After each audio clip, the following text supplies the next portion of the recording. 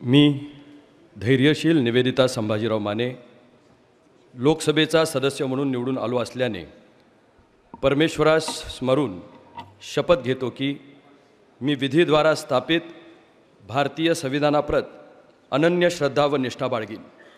भारतीय सार्वभौमत्वाचे आणि भारतीय एकतेचे निर्धाराने रक्षण करीन आणि जे कर्तव्य मला आता प्राप्त होत आहे ते नेकीने पार पाडीन। जय हिंद, जय महाराष्ट्र, छत्रपती शिवाजी महाराज की जय।